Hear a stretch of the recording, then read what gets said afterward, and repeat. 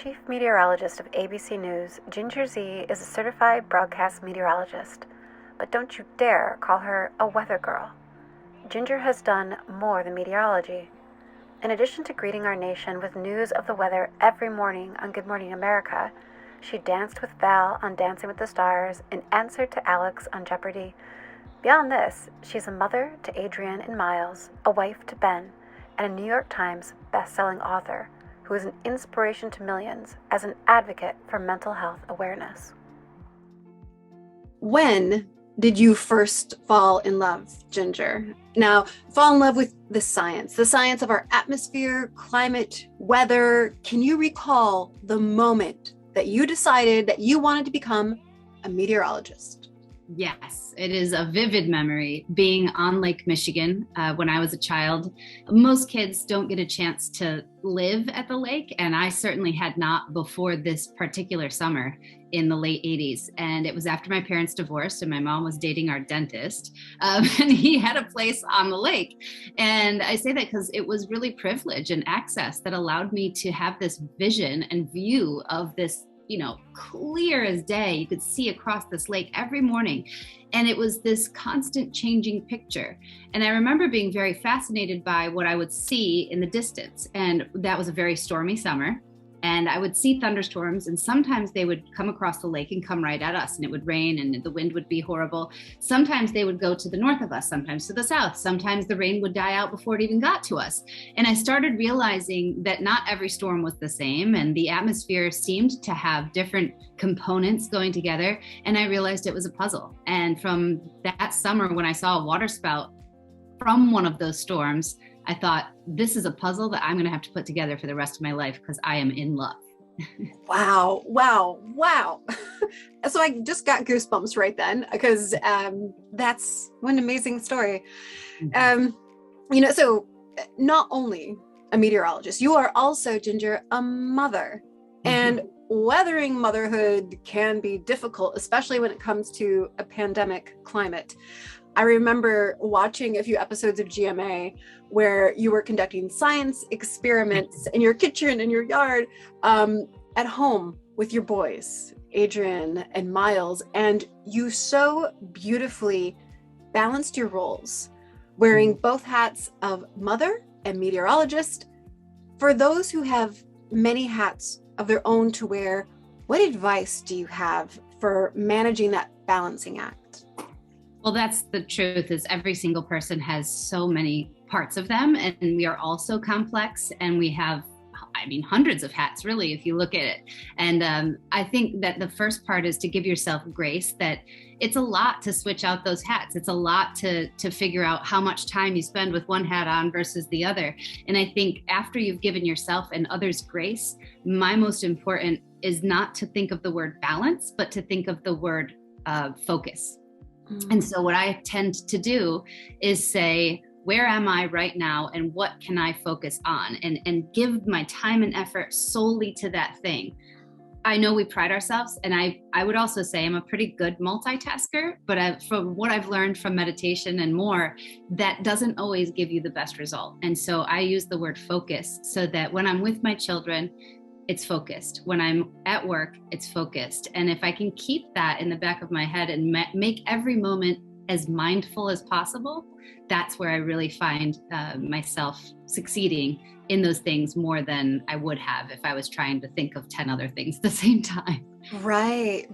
Well, and that's incredible advice, because you're right. We often pride ourselves on multitasking. Mm-hmm. And so it's like, how many things can I juggle at once? And, that's not really where the success comes, though. So thank you for sharing that. Yeah. For sure. So speaking about balance, that it is a requirement when it comes to your personal and your professional life.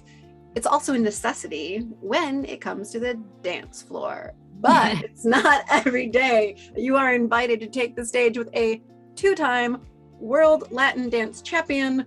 But when that day with that invitation came for you to perform with Val Chmerkovskiy in season 22 of Dancing with the Stars, I have a few questions. Okay. First of all, I want to know, what was your first initial reaction to this?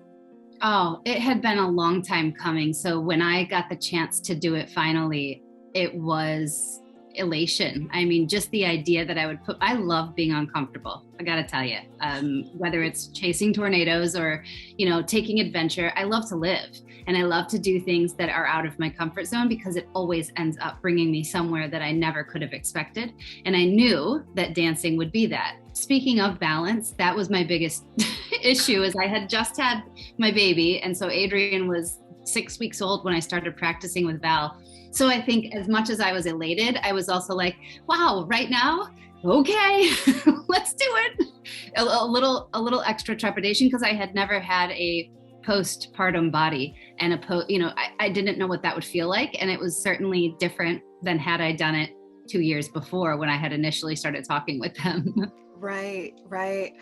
Wow. Well, and so another question for you with regard to the dancing bit is, what was your favorite song that you danced to? Ooh, I mean, favorite song versus the dance. I'm a Beauty and the Beast fanatic. So doing Belle and the remix of Belle, there's nothing that makes me happier in life. And it's not like I'm, glory daising and watching back over and over, but I've shown my kids that one because I'm just so proud and they love Beauty and the Beast too. And it's such an iconic character, and to be able to embody that and be a Disney princess, come on, who didn't want to do that? Why wouldn't you want to do that? Right. So favorite song, but I want to talk now about what was your favorite moment on or off the stage with Val, and just because there's always chemistry, right? And so I'm just curious to know, like, what was your one moment that you'll always remember? Oh, I will never forget when we did our Argentine tango. That was toward the end, and I think I was finally learning to dance. He was such an incredible coach, but he is really tough. And had I had him as a coach 5 years before, when I hadn't been through like a considerable amount of therapy to work on the core of my identity, I think I would have crumbled, because it's very hard on your ego to know that you are not good at something. But his way of coaching, there were times where I was like, I get it. It's tough love. Like off the dance floor, he's the sweetest teddy bear of the best. He's our, best friend. Our family still sees him and we're buddies forever. On the dance floor, he's hardcore. And we were doing our Argentine tango, and I think he knew that this was going to be a fantastic dance.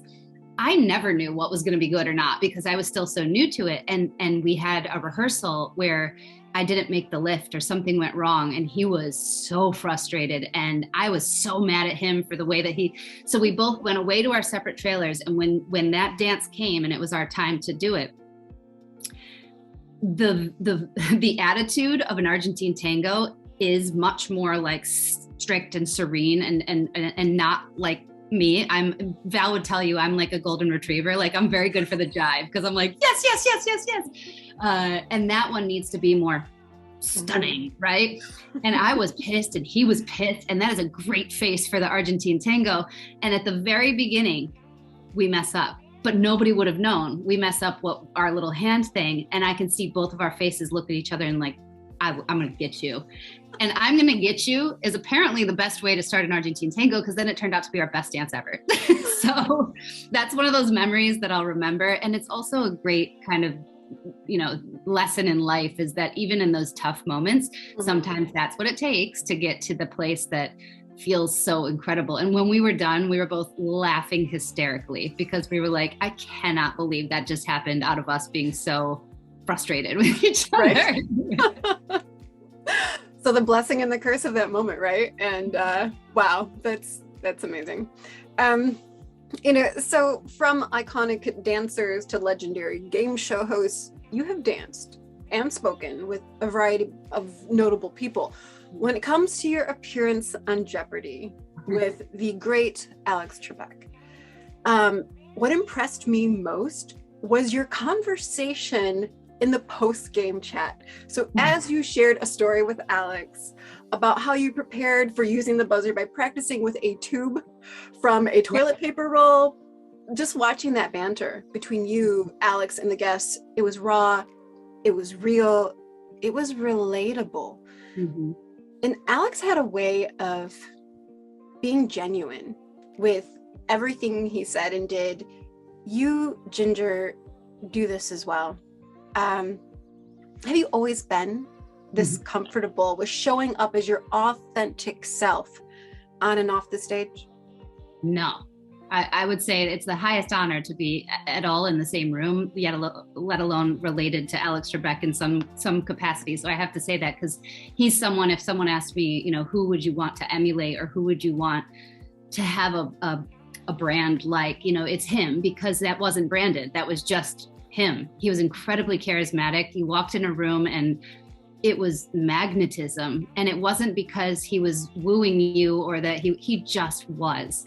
And he was such a special man. So that to be able to have that genuine moment with him was very special. I think I was in a better place by then. If you would have caught me in the mid 2000s or prior to that, I think I would have not been able to be my authentic self. Most of us have a long time journey with finding our identity. Some people with a little bit more stress than others, and mine has been a long one. And so I've been really lucky to have access to fantastic therapy and wonderful family support. And it's really gotten me to this place where I have found the core of who I am. And I finally found the approval that most people are looking for. I found it in me. And that is what has allowed me to finally release and shed any mask or any other thing that was wearing, like most people do. A lot of, you know, from our teen years on, it's hard unless you've been raised by people who are expert at psychology. Right. It's hard for almost everyone to even know who you are, let alone to be able to authentically translate that and feel comfortable translating that.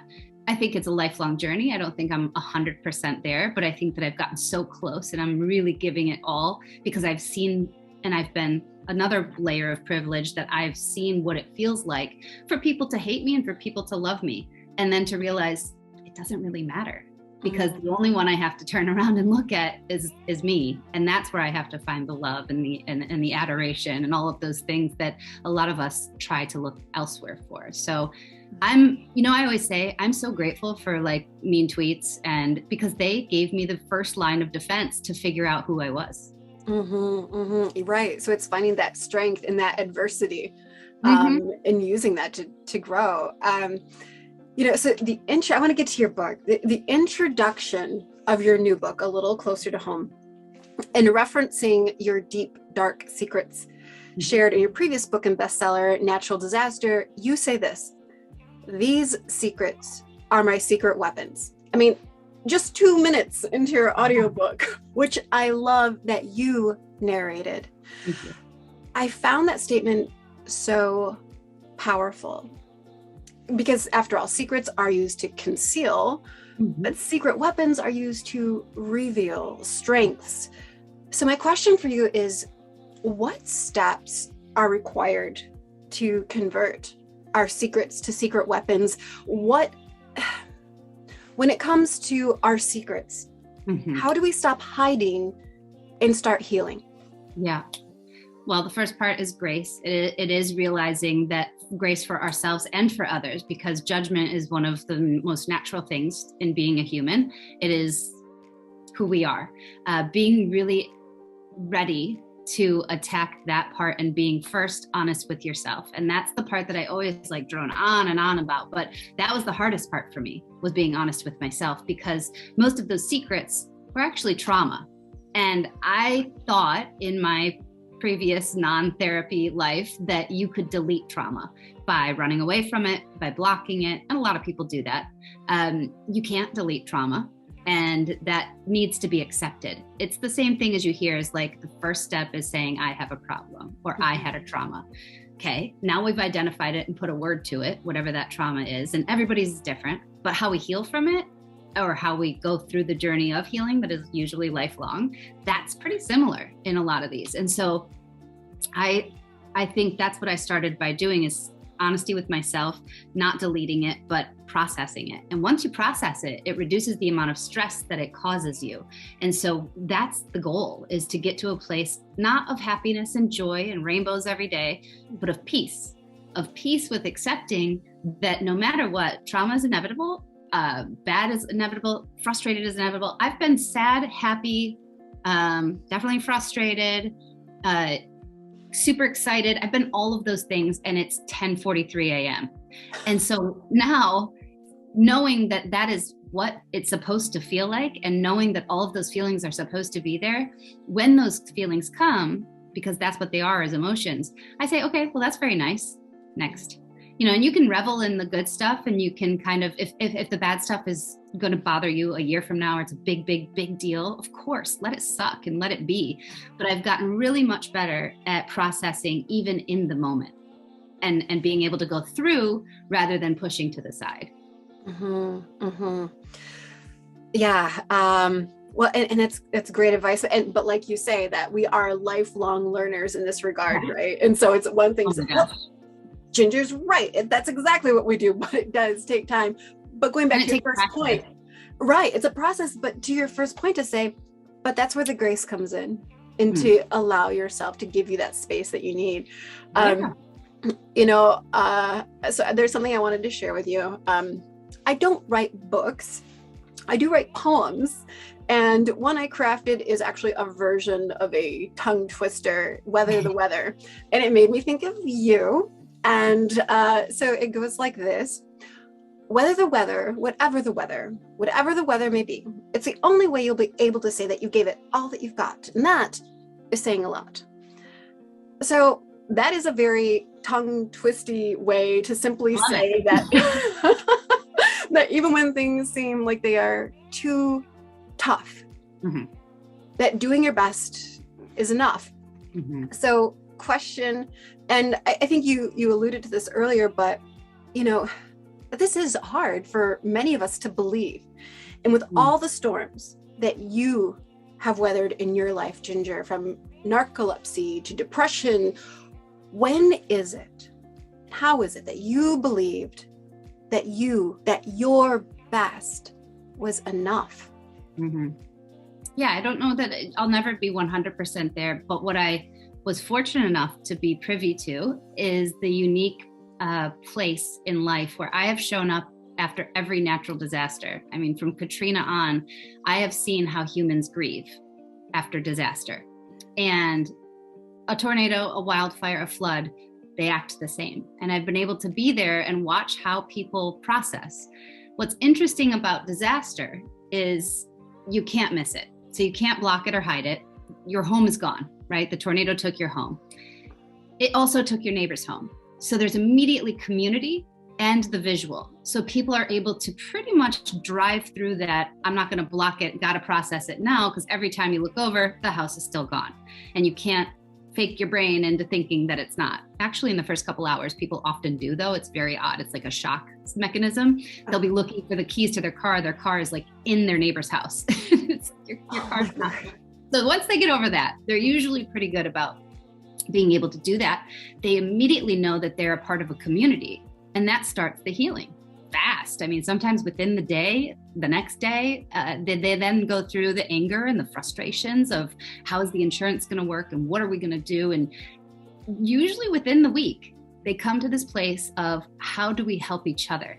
And that's unbelievable. If we could do that with mental health traumas or crisis, with ones that we can't see, the first step is telling someone, is saying, and that's what I realize and what I'm really good at now, is immediately when something happens, they didn't know a tornado just happened to me. I have to tell somebody a tornado just happened to me.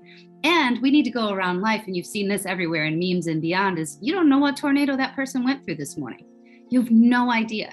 So either ask or treat them with enough grace that you just anticipate that it's been a very stormy morning, And so I think those are the steps that we can start to take and think about, because it's really, you hear in a news story, the cliche of like, then the community came together and they're helping each other. It's like, it's so true. And you know why they do that? Because they get to process it quickly and they get to move through. It doesn't mean that the tornado never took their home. It did, and it will affect them forever.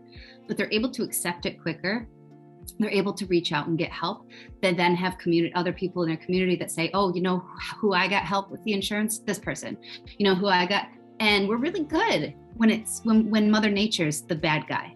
When somebody else or ourselves is the mistake maker or the disaster maker, we are not graceful. People let Mother Nature go so fast. They're like, yeah, well, it was a tornado. It's like, First of all, most of the time we can forecast it. Second of all, that's what if we could treat ourselves with the grace that we give Mother Nature, that'd be special.